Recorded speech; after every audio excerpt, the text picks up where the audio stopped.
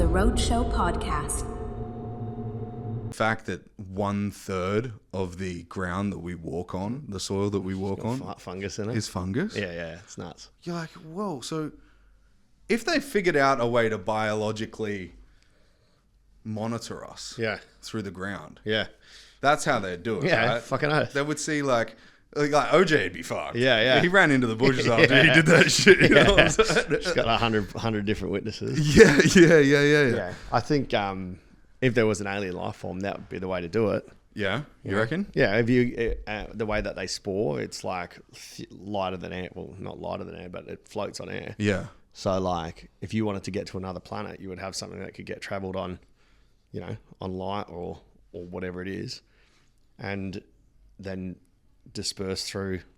I'm convinced it's an intelligent life form. Alien life form. Because anytime I have mushrooms, other mushrooms will show up. Like, or something will happen. Like, it's like the mushrooms knew this thing was going to happen, and you've been drawn to them, and you have them, and then the weird event occurs. I think I had like a dumb one where I was on shrooms having a shower, and fucking I had like a hell bad like rash on my armpit from I thought it was from running, but it didn't go away, and I was like, man, don't be mad at it. That's just a fungus. It's trying to live. And I started talking, going, hey, I know you're just trying to live, but you're really causing me pain. And I'm in the shower. I'm visualizing like this fungus being washed away. And then I realize what I'm doing. I'm like, fuck, I'm on fungus, talking to fungus. Like, this is too much. And I drop down, I start laughing. And as I'm laughing, I'm facing the bottom of my shower, and there's like black fungus caught in the silicone. I'm like, oh my God, the fungus has made me look at the fungus. And I'm like, I've figured it all out, And then I realize I'm naked and I'm looking at my toilet seat up, and it's just gross. And I'm like, fuck, you think you've cracked the code? You're on the floor in your shower, laughing and crying on your own, looking at shit stains, man. Like, you got nothing, eh? Everything's microbes at this point. Yeah. You look at everything just like pulling it apart. Yeah. That's the one thing that I love about mushrooms, man, because it makes you do that to yourself too. Yeah. It pulls you apart in like different directions where you didn't think you needed to be pulled before. Yeah, like dating. Yeah, right. Big time. Yeah. Sometimes you need bitches like assholes of women and mushrooms. To really set you straight. Yeah. Well, just assholes in general. Oh, yeah. They just fucking, they'll point out your flaws, and you just check, hang on a sec, is it actually my flaw, or is it their issue? So there's a lot of that. Yeah. There's a lot of that. Yeah. How did you guys come up with Sunday singles? So there was a girl called Anna who worked at Comedy Lounge, and Johnny, the owner, and his son Jack. It was a long time ago. So I think either Johnny wanted Jack to run a night, or Jack had an idea for a singles night, and Anna, they had sort of come up with a idea to get singles coming to comedy. Right. And because I had my show, 30 Years Single, and I was like the single comic, and Simone had, her show was called Single, and she was like the single chick comic. You both gender niched out on the singles thing. Yeah. So they invited us in, and essentially we sort of brainstormed a bunch of games. Like, they had an idea. They were like, oh, we're thinking this. And then me and Simone sort of went away, and we spent a fuckload of time and came up with a bunch of ideas and questions. And it just sort of morphed into a thing. We did a trial show, and then after that, we were like, no, it needs to be this, this, and this. And then, it was fucking super successful, hell fun. Because it's blown the fuck up now. Yeah, well, that's because they've got money to market. Right. So they're just throwing coin at it. Yeah, and they market a lot, Since the marketing has picked up, like, I saw it fucking everywhere for so long. Yeah. Like, you couldn't like scroll past fucking 100 adverts of it, like in a month. It was good for me because I like all my shows I do now. It's like just me. I'm the marketer, producer. I'm the talent, I'm the fucking booking agent, I'm the venue manager, I'm the props, I'm the rehearsal, I'm everything. But with Sunday Singles, it's nice just to rock up. They do all the marketing, and I get the benefit from it, which I'm happy with. I get paid well for a show. And even though we did, set up some of the games and a bit of IP, I'm kind of cool with the fact because they spent so much money marketing it. And it's so fucking fun to do. Yeah. And it's just done done well for me. Like I was in Bali and this chick's like, oh, Sunday single. I'm like, oh, what's up? What's going on? She wasn't Asian. She was just drunk. Oh, okay. No, but she was from Singapore or something. Yeah. And then like another guy, I was in Edinburgh and fucking the Scottish guy's like, oh my God, Paul, are you Delby from Sunday Singles? I'm like, yeah, mate. He goes, you have no idea. I watch all of the stuff. I can't believe you're here. Can we have a photo? He's like, I play golf. This is like meeting Tiger Woods. I was like, sick. I think this is mad, bro. I haven't paid for any of this. Yeah. You know? So, but the actual show's sick because it's all riffs, man. So it's, for me, every show's different. I do 5 minutes of stand up, but then everything's riffs. So, have you guys thought about putting it into like a podcast form? Oh man, because I don't own it. I don't. I would be pushing for that because you're like the Tony Hinchcliffe of it. You know that, but right? not for me, man. Because like, I just show up and I do my job. Yeah. I have no interest in it going any further. That's up to the Comedy Lounge to take that further. Yeah. I'm stoked. Do that shit, motherfuckers. Yeah. I'm stoked that they brought it over east because I like with Jack and Simone now. I'm like, well, like put us on over east, let us host over east. And then we can get in front of those audiences over there. So, but yeah, I've got teacher comedy nights blowing up, bro. So I've got like so much shit on my plate with that. So, what you guys were doing, you and Cam were doing a show last year, right? Cam Branch McLaren. Yeah, we got a show called Confessional. Fucking wicked. Yeah, apparently he told me a story about a girl. She sucked a dick and her parents were sitting right next to her. Yeah, no, it was the other way around. She was the was the parent, and the confession was I gave my husband a blowjob, and my 15-year-old was either was on the couch or she said in the next room. Yeah, my 15-year-old was in the next room. Oh no! And he didn't suspect a thing. He was on his phone, didn't suspect a thing. I was like, look, I got news for you. Yeah, he knew. Yeah. He's just on his phone going, this isn't happening. Yeah. This isn't happening. Let me turn that bitch up. Yeah. Yeah. But, then the chick in the crowd, I was like, or he's deaf. Yeah. And then Cam McLaren was like, yeah, or maybe your kid's called Helen Keller. And this chick yells out, she's like, move on. And we're like, what? What? She's like, move on. We're like, what are you talking about? She's like, you shouldn't tease deaf people. I was like, they can't hear us. Nah. I was like, what are you talking about? This is not teasing deaf people. No. No part of this is teasing a deaf person. No. This is ripping on the mum, saying how, saying how oblivious she was. Yeah. And pointing out, because Cam was like, what? We pointed out that a person existed. Helen Keller was blind and deaf and dumb. Like, pointing that out. So I said, no, we'll move on when we want to move on. Yeah. And then Cam goes, all right, guys, everyone, round of applause for this lady for fucking the show up. Oh, we're like clapping. Because she was laughing at everything else, like when people were getting fucking shat on and everything. But she must have had a little trigger where probably her family member was deaf and all she wanted to see was that part. So. Yeah, if you're going to let go of some shit, you have to let go of everything. Correct. Yeah. But yeah, that's one of the funnest shows. It just didn't get too many through Fringe this year for whatever reason. So we only had, I think, eight shows of it. And we sold out, I think, 3 or 4, and the rest were like 20, 25 people. Which was what venue were you doing? Downstairs at Stables. We bought it to Edinburgh, which was pretty sick. Yeah. So I don't know if Cam told you the most hectic one that we got there. Nope. I think I talked to him at episode number 13. Yeah. So that's like 2 years ago. Okay, yeah. So we went to Edinburgh last year and did it, and confession was I jerked off in the Anne Frank Museum. So, we got tons of riffs on that, man. I was like, the Nazis weren't the only ones coming.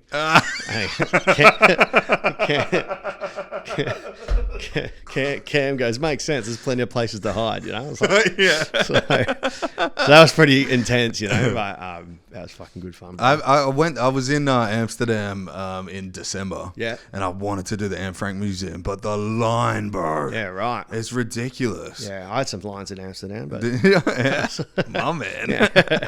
I have no desire to go see an attic where a girl got murdered, but you know, I saw a family that was walking in front of. We were high as fuck. I was so stoned, and there was a lady with a pram and a husband with a toddler in his hands, and they were walking in front of us, and we were walking through the red light district. Oh, happy days. And one lady comes out with her tits, like she had her tits out, right? Yeah. Like, her nipples were out and everything. She's like, runs out of the fucking front door. Don't you bring your fucking kids to the red light district? Like, there's obviously family friendly. Yeah, it's like some self guilt because she knew she didn't have, or maybe she did have a family. You know, like, yeah, maybe it was her kid. You know? She was still babysitting. So don't you bring my kid? Don't bring my kid here, fucking. Have you done much traveling with comedy? Yeah, I have actually. So I've done this, man, done that. No, I went to Northern Territory early on in my comedy life. Did Fringe up there. What's that like? Northern Territory's awesome, bro. Is it? Yeah, real good. Like, the venue I had was outdoors. I don't like doing outdoor comedy. But because you lose the sound, right? Yeah, but it was good. I had my first ever complaint in Northern Territory, actually. What was it? I've got an old joke where I say we got a lot of Maoris in Perth, but it's pronounced in New Zealand it's pronounced mouldy, and I get the crowd, what is it? They're like mouldy, and I'm like, well, in Perth we pronounce it scaffolder. And then scaffolding. Yeah, I tell her scaffoldy, and and then I just tell a story about a kid, a mouldy kid, and I just was like, oh, cheer.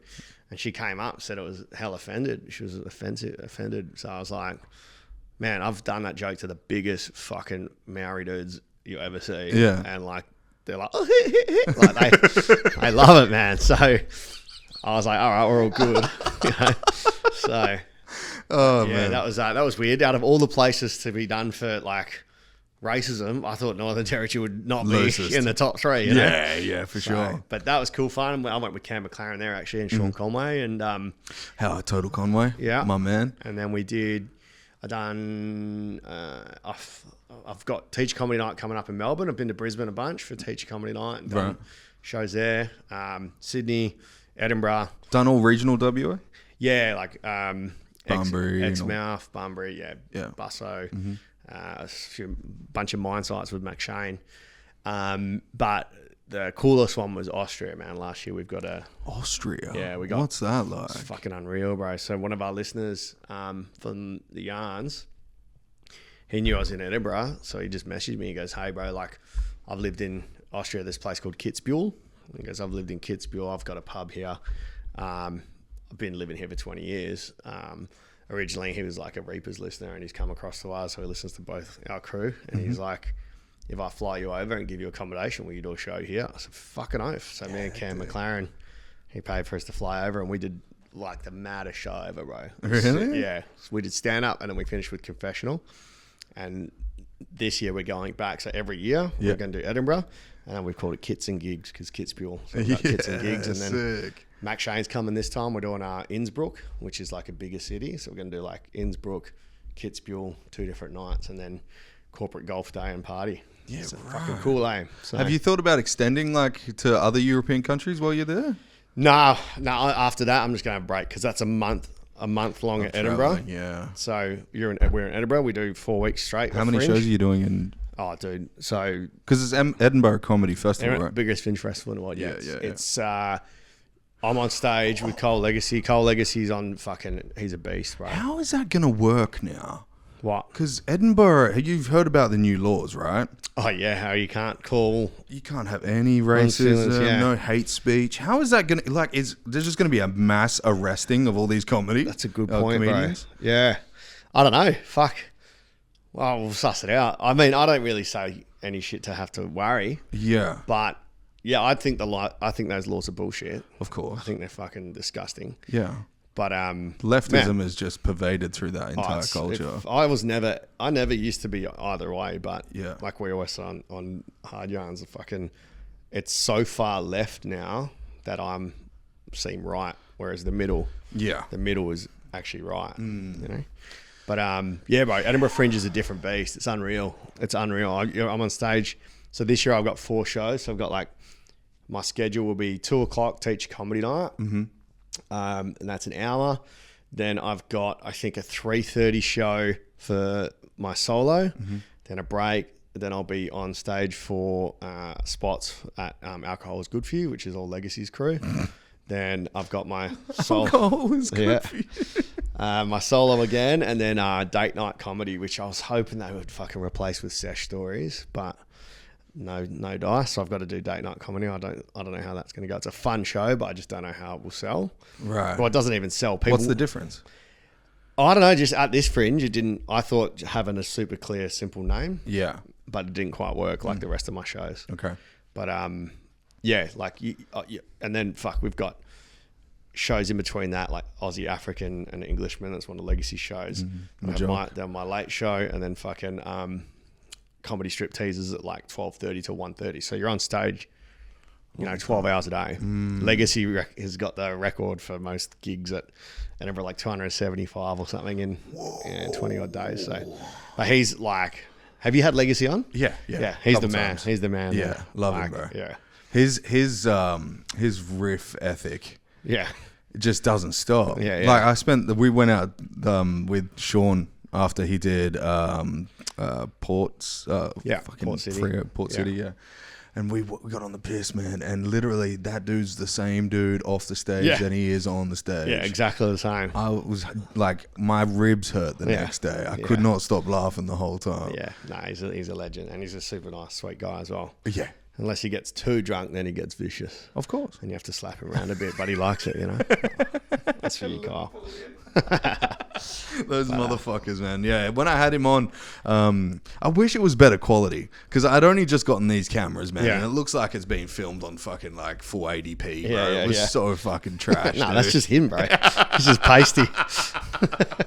Which pixels that cunt? Yeah. No, I love that dude. He can fucking put it away too, bro. Yeah. Drinks a lot, eh? Drinks a lot, dude. Okay. I can't drink as much as I used to be able to, bro. Yeah. I think we hit a limit. I've got my own theory that, like, when you're younger, when you used to get drunk and everything be spinning and like you'd be fucking drunk. Yeah, you'd feel it. I reckon that's because of the science where our brain doesn't completely accept stop. Well, your brain doesn't stop developing until like 25 or something for men. Right. Or like 23 or 24. So that they reckon your prefrontal cortex. Yeah, everything's not properly formed. So if you fucking alcohol in there, I remember, man, like I'd have a 4-pack of Woody Golds and just be like yakking and spinning and everything was fucked. Whereas now I'll knock back 8 of those and just be fucking nearly right to drive. Well, not right to drive, but but you do it on anyway. A level. No.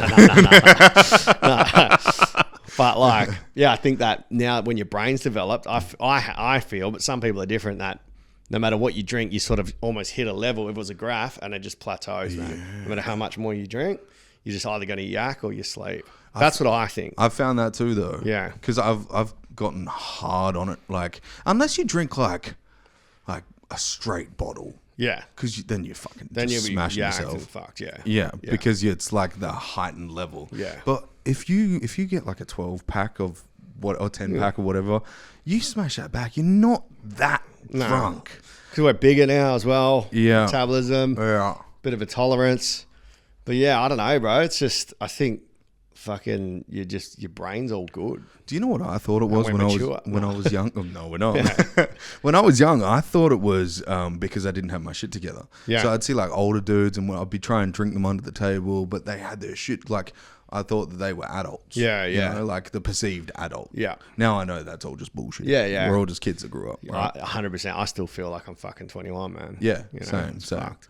So I'm 37. So. You're 37? Yeah. Cunt, you look younger than me. I'm 32. Yeah, right. That's fucked. Yeah, my brother's age. Yeah, man, I'll take it. I've noticed a bit lately on the yarns, like I do look a bit rough. So I'm gonna keep telling myself I'm gonna try fucking have a break, Botox? but it's no. Try Botox, detox first. So, just keep going, pump it up. Yeah, but I knew this guy from high school, right? And I saw him out clubbing like 2 years ago, and he came up to me and he was like, "Jacob," and I was like, "Who the fuck are you owl?" Yeah. Like he was just smooth. Yeah, it was just he was gone, bro. But he was smooth as fuck, and I was like, Voldemort, Simon, is that you? And like he was like, yeah, bro, but like it wasn't like, yeah, bro. It was like he was Botox smooth. Yeah, Botox smooth. Fuck. He was shiny. Wow. Did you ask him? Yeah, I was like, what have you done to your face, cunt? Yeah. And he's like, what do you mean? I look young as shit. I'm like, no, you look like you've gotten into a fight with a hive of bees. Yeah, I don't understand it, bro. When you get Botox, you just look like someone that's had Botox. You know what I mean? No one's thinking, oh, fuck, that guy's 30. Yeah, You're thinking, that yeah. guy's 30 with Botox in his face. Yeah. Like, or that chick. Yeah, no, she's a hot chick with Botox. You don't go, oh, wow, that's fucking completely natural. Like, Do you know what the problem is, though? People have an idea of what they look like, and then they're like, let me try it once. And then they try it once, and then their idea of what they look like changes. Yeah. So they need to then do it further, Yeah. and then you end up looking like fucking Pamela Anderson Yeah. or fucking Hoff. What? Yeah. The Hoff. Hasselhoff. Hasselhoff, that's the one. It's like pegging, man. I'm scared. I don't want to try it because if it goes further, Yeah. fuck, bro, I'll be getting tied up at Steamworks. Anything's an orgasm Yeah, at that point. That's what worries you, hey? Yeah. Fuck. You've had a finger, though. I haven't, not by purpose. What do you mean? Accident? I got drunk. I drunk myself and I fingered my. No, Fucking there was have a at it, girl- bro. I said actually that's on when we had Andrew Hamilton on. I just said it for the first time. I was like, all I wanted was a BJ, man, and it had been like a big night. She came over and she went down on me, but she didn't start giving me gobbies. She fucking put a finger in my butt, and I was like, what the fuck? This is not what I needed. First and then in, or was it just dry finger? I think it was dry, bro. Whoa. It was like 5 in the morning or 6 in the morning. I was like, this is not what I want. Yeah. I got an unwanted finger. I said I was the first person to be #me-pooed. So I was like, this is not ideal, hey. So I just was like, nah, we got to stop this. This is maybe 10 years ago, hey. Yeah. So Were your legs up at this point? Or were no, they not just at all, bro. I dead was flat? lying down. Yeah, it was fucked, eh? It was not a good time, bro. That's not good. Nah. No. So When I was younger, I knew some crazy bitches. When I was in real estate, I was dating this girl, and she was obviously fucking everyone in the office. But I was like, she's my girlfriend. Hot property, yeah, eh? yeah. It's fucking real estate, Yeah. fucking rental market was going through the roof on that pussy. yeah. Yeah, and this one time she's like, have you ever had your dick sucked, your balls licked, and fingered? I was like, no. She's like, give me a go. Give me 5 minutes. Yeah, and I was like, Fuck yeah. gotta know, right? yeah. Gotta know. Yeah. And so she's like, okay, well, put your leg back. And she's like, you know when your ass is too hairy, you can tell by a girl's facial expression. She's just like, Oh no! Like, Just called the gardener in. Yeah. Like, we got a property. Need some weed. I think whacker. she kind of like squinted, so she was like, "Oh, it's a shadow." Yeah. Fuck. And then a finger went in, Yeah, but then right. she went like Oh, yeah. that, Reversed. bit of prostate. Yeah. What do you reckon? It was good, bro. Yeah? It was good. Fuck, all Yeah. But I had I'd consented. Yeah. I hadn't consented. Yeah. Yeah. Fuck, getting a finger in the bum. That's like from a landlord. That's bondage. But Yeah. get the rental bond. Strap it up. There's no getting that bond Yeah. back. No shit, eh? James Bond 007.5 inches of finger. Good times. Yeah, crazy bitches, man. Crazy bitches out there. I don't know, like for them, like that must be a power play, hey, like because they're not getting anything from it. I guess sucking a dick, you're not getting anything from it either. But I think that they hang on. probably. Branchy's calling. Should I put him live? Yeah, let's go. Branch Dog, you are live on the ROADSHOW podcast. The what? You are live on the ROADSHOW podcast. Yo. What's going on, Branchy? How are you, mate? Going well? Going very well, sir. What are you doing? Oh, fuck. How good, mate? Didn't know you were doing that. That's so good. Yeah, I was just talking about getting finger in the bum. The #me-poo story. Oh, fuck yeah. Perfect. So, standard Delby podcast. Yeah, I didn't take it that way, but Yeah, very nice. All right, well, I'll let you go. I was just calling to see what you want to do for pod tomorrow, but no worries. all right, I'll buzz you I think they're done in about 20 odd minutes. My parking runs out. Perfect. No worries. All right, bro. Peace. Bye-bye. Bye. There we go. 2 for 1. 2 for 1. Got the whole hard hand yarns on there. Fuck yeah. It's like you with the girl. 3 for 1. Have you done the fucking what's that show here in Perth? The Absolute Nonsense podcast. No, I haven't even heard of it. Oh, Who is it? T Tembo. No. He is. I don't know what. T Tembo or Tabo Tashuma? No, T Tembo. T Tembo. There's a few of them. Trust me. Tembo.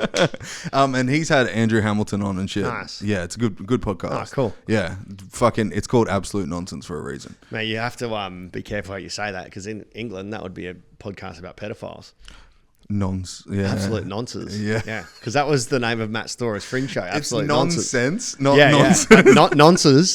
if you don't say it right, like Matt Stora's fringe show was called Absolute Nonsense, and when he was like, "Come see my show, Absolute Nonsense," We're just finger kids. I was like, "Yeah, bro." I said the legacy. I was like, "We got to make sure that Stora knows that, not to mispronounce it." Ooh, yeah, fuck! Imagine getting done for that. Oh, the yeah. cops are just waiting there for you. Yeah, got a whole show on it. Yeah.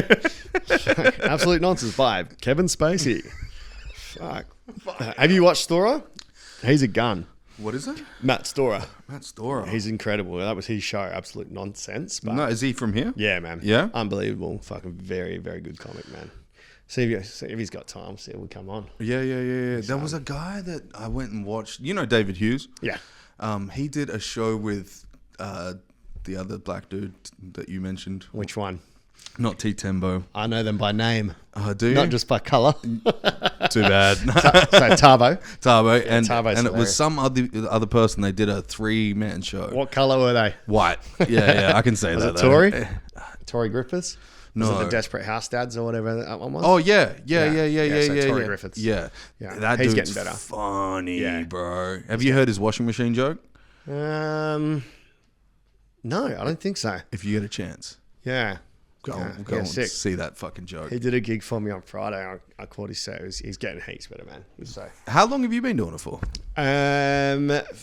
so 9 years, but I don't consider it 9 years. I did my first year I did 3 gigs. Right. I did Raw and made the state final, and then fucking after that, comedy scene was fucking hanging out with a bunch of teenage girls, bro. There was all dramas, and I left comedy for a year and a half, and freestyle rap got me back into it. So I've been 3 years full-time comedy. Mm-hmm. Before that, I would have considered myself a comedian for maybe 2 years out of, not even that, maybe the last year I was doing comedy, I was gigging enough to consider myself a comedian. Really? So, yeah. And how long have you been freestyle rapping for? Since I was 14. So that's what got me in. Time. Yeah, that's the thing that got me into comedy. So was it Mac Shane that got you in? Nah, I got him in to the comedy scene. Hectic. Yeah, so he's always been in the freestyle scene. Yeah. But coming across to the comedy scene, so actually, I lie. Actually, Chris Shin is the one that got him in, because comedians versus rappers. Have you watched that show? Yeah, it's fucking dope. Fucking hilarious. But I had a fallout. I've documented this, I think, on my pod extensively, but I'll tell you, I guess you haven't heard. I was just starting out, mm-hmm. and when you start comedy, you think you're a fucking gun, mm-hmm. right? But then you look back. Even I look at shit I said last year, I'm like, fuck, that's cringe, man. The better you get. Yeah. You think at that time, I'm killer, I'm a crusher. Yeah. And then you look, fuck, I had nothing. Even my show Friday night, bro, I watched it back. It was fucking painful to watch. I'm going, this is fucked, bro. It was the first time I did Comedian Rhapsody, and I'm like, this is so cringe. I don't know. I felt like I wanted to refund everyone's money. Whoa. Fucked, bro. But my expectation is much higher, I guess, than when people, if you see someone freestyling, and if it's half decent, you go, oh, that was good. Mm-hmm. If you haven't seen it before. Yeah. But if Mac Shane or I was to watch what I did Friday, it's like, fuck, bro, go back to school. But I was doing a gig for Wanneroo Footy Club. My mate booked it. And I go, how much time? He goes, do 10 or 7. He goes, do 7 minutes or 10 minutes. But he goes, do whatever feels right. If you're killing it, just do whatever. And I've learnt since then, the cardinal sin in comedy is you stick to your time. Don't go over your time. That's the number one thing. Anyone listening that wants to do comedy, fucking stick to your time. That's the most disrespectful thing you can do, is go over. Because it deduces from other people's? Well, yeah, exactly. Okay. Yeah, right. it drags the night on. Yeah. It means that other people get less time, mm-hmm. or the audience have to sit through it longer. They get fucking antsy. They don't want to be there that long at the time. It just fucks everything. Right. Stick to your time. Yeah. Yeah, 30 seconds over, fine. Mm-hmm. But anywhere, if you start getting a minute and a half, 2. Don't Dave Chappelle it, go 3 hours over your time. So I find that shit disrespectful. I don't care how good you are. Yeah.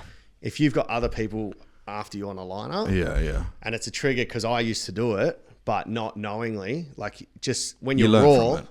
Yeah, when you're raw, you don't really know your timings. Pinder's a gun at it. He'll get off bang on 10 minutes. He knows exactly to the second where his thing is. Yeah. It's incredible.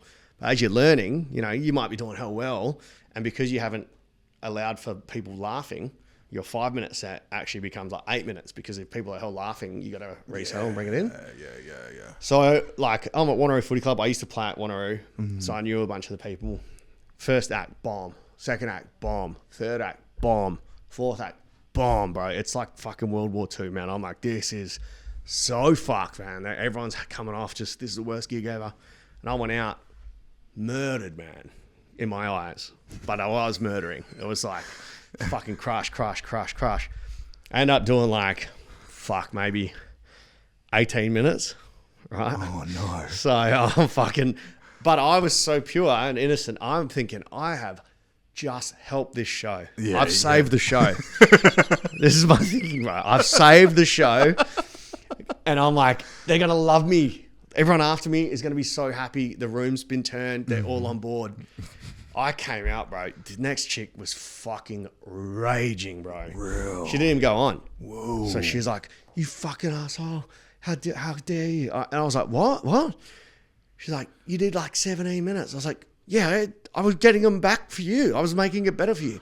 She's like, I caught a bus here from fucking Mandurah or somewhere. Oh, for fuck's sake. I can't even go on. I go, yes, you can. It's till 11 o'clock at night. Like, you've got heaps of time. She's like, nah, you've done it way overs. And I'm like, what the fuck? Like, mad shock. Because I'm thinking, I've done her a favor and now I'm getting treated like shit. Yeah. And then she's like, who's your favorite comedian? I was like, oh man, Arj Barker. He would never get drunk and do as long as you did. I was like, what? Really? She's like, yeah. And I'm like, oh man, I'm so sorry. I thought I was doing you a favor. Like, I'm really sorry. I actually thought I was doing the right thing by you. Mm-hmm. And she's like, oh, you're not even that funny. Da-da-da. I'm like, okay, all right. Like, then I'm full feeling horrible, man. Like, legit, like nearly in tears because this chick's having such a rough time. I'm like, I'm really sorry, man. I didn't know. Like, honestly. And I looked down and she's got her phone and it's lit up like that on loudspeaker. I was like, what the fuck? And I looked at the person's name and it was a room booker for Lazy Susans at the Brisbane back in the day. Right. So they don't do that anymore. Doing, no, it's not on Oasis Tuesday. now, right? Yeah, so that's Friday. So that Tuesday was where you cut your teeth and you did all your new stuff. Okay. I was like, what the fuck? I said I won't say it on here, but I said, why have you got me on loudspeaker? And then her face, because she was just like entrapping me, almost like putting me on blast to this room booker, saying how fucked I was and going over time. And they can hear me going, I'm so sorry. And she's like, yeah, you fucking shit. You did over your time. Da-da. And when I go, hang on a sec, why you got that? And she goes, oh, no, he doesn't even know you, do you? And he goes, no, I don't know you, which is bullshit. Yeah. And then she hangs up. I was like, what the fuck, man? I was like, that's hell rude. Like, I'm nearly in tears apologizing to you. I didn't know that what I was doing was the wrong thing. And you fucking got me on loudspeaker to a room booker trying to like bar me. Right. And then she goes, oh no, like, let's keep this between us. So, all right, no worries. No. Then I get home. But she didn't keep it between you. Exactly. Right. And I was like, and she sucks, bro. She's like, she was after that. She was like 2 years later, she was gone. I can't even remember her name. That's how fucking. Well, that's good. Yeah. If someone told me it, I would remember it, but she sucked anyway. Yeah. Because, she's got this thing where she's a woman. So apparently they're not funny at all. I just joke. There's plenty of funny girls in there. Yeah, no, they're not. Well, I say plenty, but there are funny female comedians. There's one or two. There's some great female comics in Perth. So she's like, I'll keep between ours. And then I get home and then like on someone's Facebook, it's like, how was Delby's Type 5? And like, everyone just ragging me out. And I was like, oh, man, fuck this shit, bro. I don't need this shit. Like, I apologized to her. She's gone and told everybody. So I just quit. I was like, fuck, I don't need to fucking hang around this bullshit, man. Do you think it's probably partly that you went overtime, but do you think it's also the fact that there's not that many spots? So when it is their time, they're like, oh my God, I finally get it shot. This is my time to try my new shit or do this is my time to kill, even though you don't have any prospects of killing. Yeah. I think specifically for her, she was butthurt because it took her 2 buses to get there. Look, that's understandable. It's the middle of nowhere. However, there was time. I think that she knew that she was going to bomb, and I gave her a good out as to why she didn't have to go on stage. Yeah, so reacting at you hurt less than the bombing. Correct. I think. I could be wrong. Yeah. But that's what made sense because there honestly was still plenty of time. So I just left comedy. I was like, I don't need this shit. So you gave up comedy completely after that? I was like, fuck this, bro. Like, everyone's a little fucking pussy. You killed one bitch, got into your head. Allegedly killed. I felt like I killed. Well, as long as you feel it, right? Were they laughing? Yeah, I was crushing, man. Yeah, well, then you were killing, right? But then, like, That's some Dave Chappelle shit, bro. Yeah. You let them get in your head. Yeah, look, me and Chappelle have got a lot of similarities. But, Both black. Yeah. I just didn't like the scene back then as well. Even going to Lazy's, it felt very unwelcoming and like... Well, it was a gay club, wasn't it? No. Lazy's is upstairs at the Brisbane. I'm thinking old Amber. No, old Amber. Downstairs at Amber. Or the Court. No, Amber. Yeah, right. Amber is now... What's it, the Vault? No, it's something else. Has it changed? Yeah, so you think Capital and Amplifiers? No. Amber is the Vault now, yeah? Down that side alley where it's... Yeah, I know Amber. But they used to have a pizza shop in there. And it was like a gay club. Pizzagate? Hillary Clinton? I didn't know this, right? No. It was after Amber got taken over by a gay club. Yeah, right. And it was they served pizza, and I went in there thinking it was Amber vibes one day, and I was like, "This is fucking gay." Did you get a finger in your balls licked again? Yeah, and pizza, pepperoni. Nice. Fuck yeah. But yeah, if it's changed now, fuck yeah. Yeah. Is it more like a? I haven't been since it's Vault. Okay, right. Yeah. So that's where I've been seeing all the Vault shows. See, I thought Vault show was Jackrabbit Slims, and they did a cage. Yeah. Is Jackrabbit still Jackrabbit? So yeah, I think so. Yeah. But yeah, after that, I was like, fuck this noise. I don't need to be in the scene. And then they were looking for someone that could rap and do comedy. And then someone tagged me just because they were looking for a freestyle rap. And that was the very first Comedians vs. Rappers show when it was in like a little 30-seater. And I went in and I was like, fuck yeah, I love this because it was improv, riff, raps. Yeah. And I could be funny again. And then started getting into comedy through that. Entered Raw, made the state final again. And I was like, fuck yeah, let's go. That's niche as fuck, though. You think about it. Rap and comedy. Yeah. Well, it is. Who the fuck is doing that other than you and Mac Shane? Yeah, it's a good point. I mean, Nick Cannon's got Wild 'N Out, which is essentially what Comedians vs. Rappers just ripped off, right? Yeah, but also that is in a state or like the United States. Yeah. And that's known for Media Central. Yeah. But in like WA, we ain't got... Yeah. It's like... Left wing is mining and right wing is mining. Yeah. That type shit, you know? Like, yeah, it's true. Well, I mean, I bumped into I met Mac Shane through that. I'd seen him, the first time I saw Mac Shane was at, we're at like Spring in the Valley, one of the events out there. Mm-hmm. And he was rapping on stage with the DJ Fidel, I think his name is one of his mates. And he was crying. I was like, this freestyle is fucking so dope, man. I'm like, I'm so shit. Yeah. I'm so bad. What was he doing, like grime or something? He was just, people were holding shit up, like just doing the normal freestyle shit. Yeah. And then my mates were like, get him up. And to me, and I was like, yeah. You know, off your head? No, I was a little tipsy. Yeah. And like, whenever anyone wants the mic, the rule is don't give it to him, bro. Yeah. Never give it to him. So... Fast forward, I bump into him at Comedians vs. Rappers. So now each night we're battling.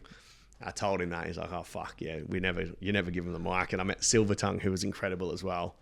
And then they stopped doing the show. And then I found this event called Collab. You ever heard of Collab? No. So Bluntfield, have you had Bluntfield on here? So Bluntfield. Oh, I haven't had him on, no. He invited me to Collab, which was like the most magical place, bro. It was at the Moon every Sunday. The band...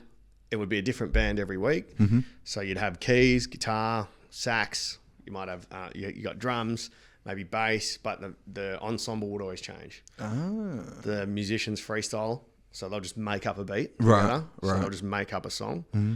The MCs will freestyle a verse and the singers will freestyle a chorus. But the singers are like whopper. Yeah. Like they're guns. Yeah. And the musicians are whopper. Whoa. So the least strong part of the show was the raps. Right, because there's like not many people that freestyle. Yeah. There's a guy called Brian Kruger. He took over it, and fuck man, he was musically like genius. He does violin, every instrument you can think of. So wholesome. Anyone in the crowd that wants to rap can get up. So you just like, the rule is if you want to play an instrument or if you can play, you jump up, and it's positive vibes only. So I found this, and we're like freestyling like the most incredible times, man. That will never be replaced. Like never gonna happen again. Yeah. And Mac Shane was there. Yeah. And we bumped into each other again. And at that point, he heard me freestyle. I was like, fuck, man, you've improved so much. Like, sick. It's crazy. Finally. You know, so it's like, we need to do something. Yeah. So we caught up and we met at Leedy for a bevy. And that was a couple of weeks before COVID. and Whose Rhyme was born. Oh, so, sick. Yeah. So now that you've been doing that for a while, I've seen you on stage at like festivals and shit. Yeah, bro. We did Oktoberfest. What the fuck? Unreal. Yeah? It's so good. It's so adaptable and diverse. But I literally had the organizer message me yesterday. Yeah. How much time you got left? 10 minutes, but I think, can I redo it? Yeah. And they're going to fly he wants us to do the tour. Mm-hmm. So first Saturday's Perth, second Saturday is Sydney, third one's Brisbane, and the fourth one's Melbourne, or one of those orders. Yeah. So they pay for you to fly out and accommodation. I don't think much for a performance fee. Yeah. But yeah, so it went well. All it is was little 8 minutes, 10 minutes between, 15 minutes actually between when a band finishes and they're setting up. Mm-hmm. They give us the mics and we just go out and so there's no dead space. What are you guys doing in September? I will be in Kitzbühel. Oh, okay. Right. Early September. Right. And then I'm back, I think about the 12th of September. Okay, sweet. I'm bringing over an artist. I'm not fucking saying who. I'll tell you off the podcast. Yeah. And it's kind of like a comedy type thing, but it's pretty big. Yeah, cool. And we'll probably do it at the Villa here, but sick. also Sydney, Melbourne, and Brisbane. Killer. Yeah, they've gone pretty viral. So cool. I'd like to get you guys on stage too, because that will get the crowd going before he comes on stage. Yeah. Dude, yeah, it's so, Whose Rhyme is just so fucking adaptable, man. I don't know what Mac Shane told you about it, but like we do like kid shows to mining shows to corporate to anywhere. Yeah. If we've got a microphone, we've got a show. Yeah, sick. It's so sick, man. What's the one that he does by himself? Mac Shane does by himself? It was called Mind of an MC, and then this year he called it ADHD, Attention Deficit Disorder. Yeah. So he does that kind of like a TED... Keep talking, by the way. I'm just going to get some water. Kind of like a TED Talk. Right. So he breaks down different styles of rap. Yeah. But he's so good at accents and flow. He can do, he can be like, with the ones and twos, he can do drum and bass. Like he's an esteemed like drum and bass MC himself. Which is intense, right? Unbelievably good, bro. Watching him live at a drum and bass set, like at Metro's, like is fucking, it's unreal. Watching him like do it, because he's like, man, I'm nice. I couldn't do that, man, but he's just a full hype man, So are you more just like straight punchline raps? Punchline raps, yeah. Yeah. Because I don't like, I suck at rapping without a purpose. Interesting. What does that mean? Like, when people like raps like, yeah, when I got the millions, now I got the skrillions, making in the billions, get the Ferrari cars, and I'm going hard. Like, no direction. Yeah. If someone says rap about frogs, and it's like, oh, cool, my brain can go frogs, tadpoles, ponds, Freddo, Kermit, boom, and then it's more impressive. Right, it's more impressive because I'm using your suggestion, but know 100% that everything I'm doing is on the spot and completely riff. Yeah. If I was just going, yo, I'm going to be working. We got the red curtain. People are like, yeah, cool, cunt. That's something you've written. It's like a Harry Mack. Yeah. Right? Yeah, he's great. His flow is incredible. It's insane. So, and he's very smart because he's figured out my fillers are swear words, which I'm trying to stop. So instead of going fucking, and then his fillers are just Harry Mack. Yeah. Harry Mack. He uses his name as the filler. Yeah. Mac Shane, we know each other. I won't say it on here because it'll ruin the magic, but we know when I think there's like a phrase that we have. Yeah. That's just our think time phrase. Okay, but you wouldn't pick up on it unless. Oh, sick. Yeah. But he does more like almost a TED Talk and breaks down rap. And he legitimately did a TED Talk. Yeah. Which is fucking weird. It's cool as fuck. How do you get that's something that you wish you could do in your lifetime, right? Is be so fucking locked into one thing. Yeah. That somebody asks you to do a fucking TED Talk on it. I could do a TED Talk on rejection. Straight out, right? Well, let's find out why you're going wrong. Early days. I know why. Back in the day, I was fucking everyone. Nah, not at all. Oh, real? Nah, people thought I was, and that was half the battle. Nowadays, like girls like that shit, man. I think they think they can tame the beast. But I was 10 kilos heavier than I am now. Fat or muscle? Fat. Yeah. I've had 5 back operations, so. Damn. Yeah, I was like motocross when you were younger. Nah, footy. Footy. Yeah, I was at a pretty high level. Branchy ended up going further than me, but at junior level until I was 17, 18, I was pretty up there. I had played states, like Buddy Franklin was in my team. And so we had I was good, and then body just fucking fell apart, man. Right. And when I was at uni, threw a javelin, my back exploded. It's fucked, bro. So jerking off tall guys isn't for you? Nah, just giving it these ones. Oh, it's fucked, man. So, yeah, stacked weight on. And also my brain, like I talk about this in my show a lot, where my brain, I would do the thing that's funny instead of the thing that's going to pull me the bird. Like I would try and say the funniest thing. Yeah. And I would be like, fuck this cunt, man. Like, fuck off. Yeah, but do you want to be around the people that can't handle that funny? Exactly. Yeah. Yeah, I used to do the same shit. Yeah. Yeah. It's way more fun. Oh, yeah. Yeah. So I'll just reload my parking. Go for it. I'm going to riff. No. I used to know this girl when I was younger. And everyone's like, oh, my God, bro, you're her best friend. You guys are going to get on like a house on fire. And I was like, okay, yeah, fuck, this is going to, let's see where this goes. And I ended up fucking her and like when I was fucking 20 or something like that. But I'm exactly the same as when I was 20, but I'm a man now. Yeah. And I was kind of like, I didn't grow up with a dad. Well, I grew up with a stepdad, but I was like, who am I? Yeah. So I was always trying to be the funny dude or you know, be the one that's most interesting just so I didn't feel insecure in myself. Yeah. And then, I don't know, like it just didn't go well with people. Yeah. Because they're like, oh, this is fake confidence. What the fuck is going on here? Yeah, I can relate to that. Yeah. It's weird. People reckon I use it as a deflection, like Branchy, like anytime we're talking about anything serious, you deflect, you know. But I just like having a laugh, man. Yeah, just have a laugh. So you process stuff through humor, I think. Everyone processes shit differently. You can't be like, you're deflecting right now, bro. Yeah. But I love Branchy though. Branchy's funny. Yeah, well, even girls will say it to me as well. You know, I'll try to be serious, and I can't do it. I'm getting better. Yeah, but whatever. My missus does it to me all the time. She's like, "You need to take this shit seriously right now. We got a baby on the way." I'm like, "Nah, I'm sorry." First one. Fuck, have you got any? Nah, no. Not that I know. Got to get laid for that. Yeah. My brother just had a baby. He was like 10 months ago. Oh, sick. So he's the cutest fucking kid, man. Like, make you want one? Nah. No? Nah. You're not a dad type? Oh, I'm good with it, bro. But like, I think that it would be unfair of me to have a kid right now with where I'm at.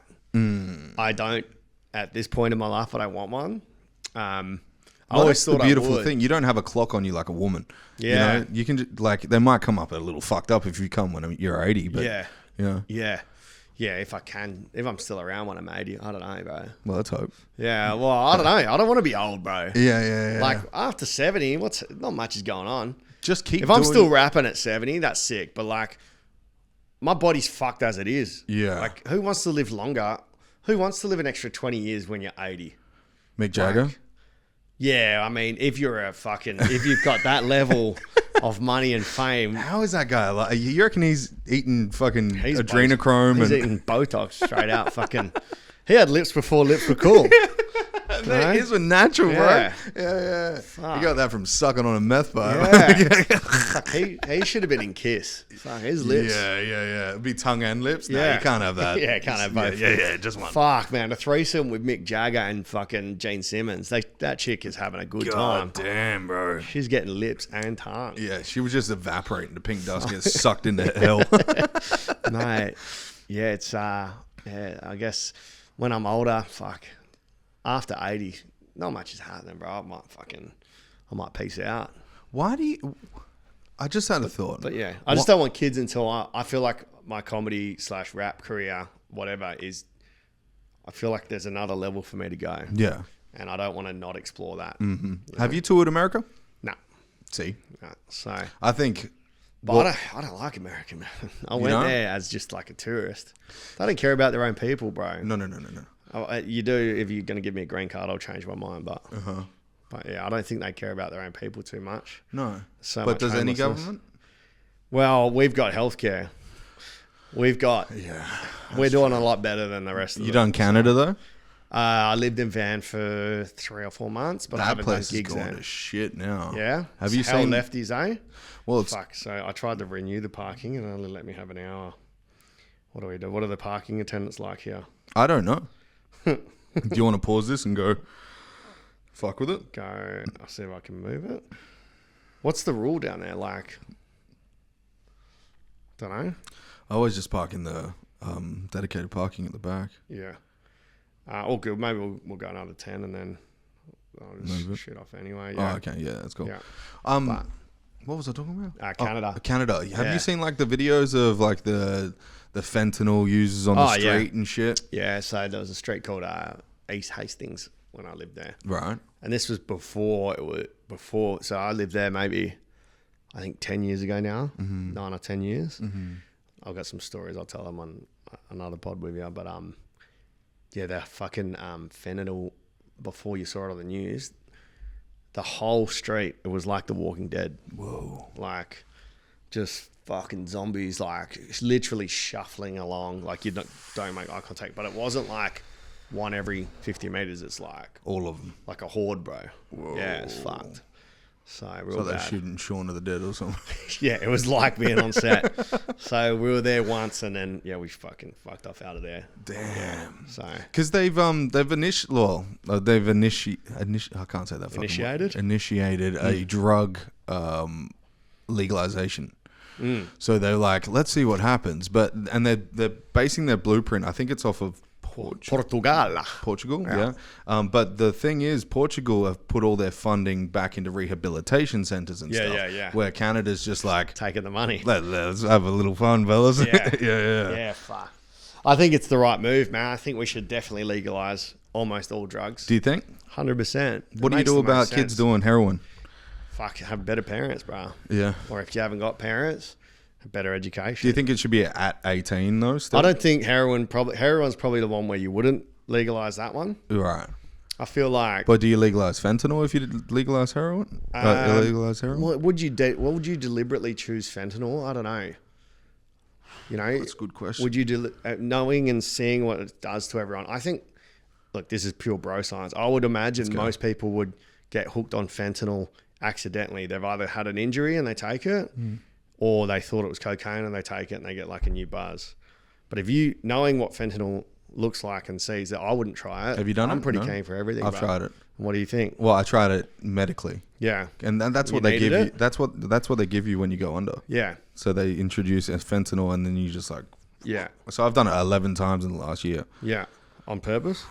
Yeah. No. I had fentanyl and morphine this one time. What'd you do? And I was just like drooled. What was it for? It was on a fucking drip. They gave me a drip of it. For Crohn's? Crohn's, yeah. Because I was fistulating, so it mean... that girl again? Pretty much, bro. Fucking, I wish it was that. Fingulating? I had an ulcer on the inside of my organ, which created a pus fucking pipe on the outside, and it needed a way to drain, so it pushed through my muscles. Wow. And then created its own drains. Fuck. So that smashing the pus. Yeah, bro. So all down through my ass, bro. It looks like fucking... Just cut city, bro. Fuck. Yeah, so no more fingering for me. It's done. Maybe she started it, bro. We found the initial problem. No, would you want out? Would you go search for that? Oh hell no. Medically, I'm glad that it was available. I think all drug use. I'm pretty big on this. I think all drug use. I don't think drugs are addictive. I think that the thing that they're masking is the addictive part. Yeah. Whatever you're using it for to heal or avoid or whatever your trauma is, that's the addictive thing. People will go, right, when I have this, I don't have to think about the time that my dad beat me or raped me or whatever it is. So they're having the drug as a filler or an escape from facing their real problems. Anybody that's got a fulfilled life, healthy mindset, I think you could be completely fine doing almost any drug in the world. And if you're doing it not to fix a void or to feel better because you can't naturally get yourself there, I think that that's what the true problem is. Because I know that I'm not addicted to things. I could take it or leave it. I think it makes the night better, but I think that it's not something that I'd be having to heal a deep trauma of mine. Yeah. Whereas you see my mates that have lost everything from meth, their problem lies way deeper than wanting to get on gear.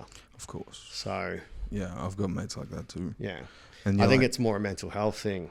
Like if you had a shop that was available, all different drugs, As long as there's the right, if that person's fucking whole and satisfied going into there, it's not an issue. Do you reckon that would be... Oh, here's one for you. Do you think that it would be easier to shop in there if we had mind reading?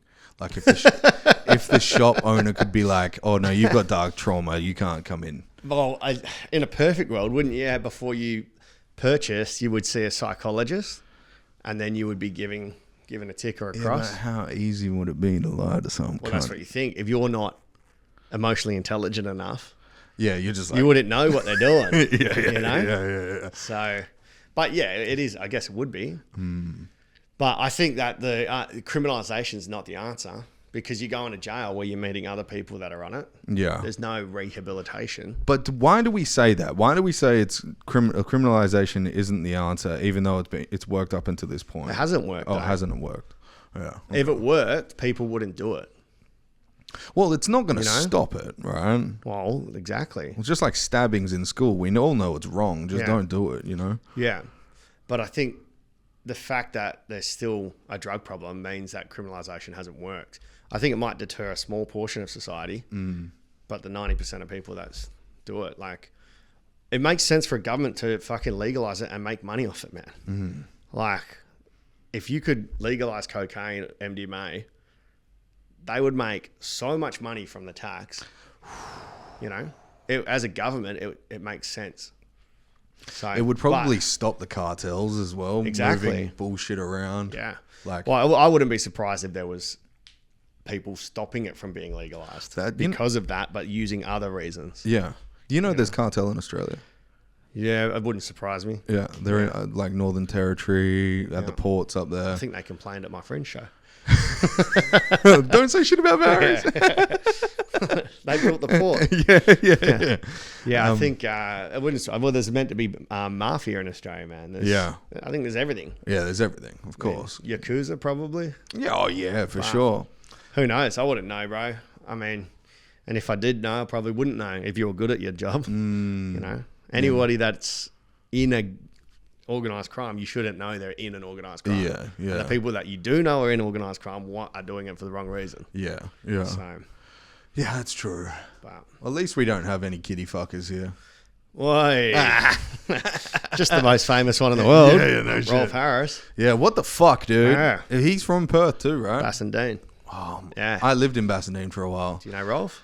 Babysitter? Yeah. Dad's friend. All right, now we know how you got fistulated. Fucking hell. He wobbled my board. Oi, hello. All right, Delby. Yeah. Thanks for coming in, bro. Easy. Shout out to your listeners. Shout out to Hard Yarns. Yeah, bro. Hard Yarns Podcast. Sunday Singles. And DanielDelby.com if you need a marriage celebrant. I'm a marriage celebrant. Oh, you also do that shit too? Yeah, it's awesome fun. Good fun? Yeah, I'm scaling back, but I still do it. So, Daniel Delby for all your entertainment needs. Comedy quizzes. Perfect, bro. Thank you for coming, sure, man. brother. Sage.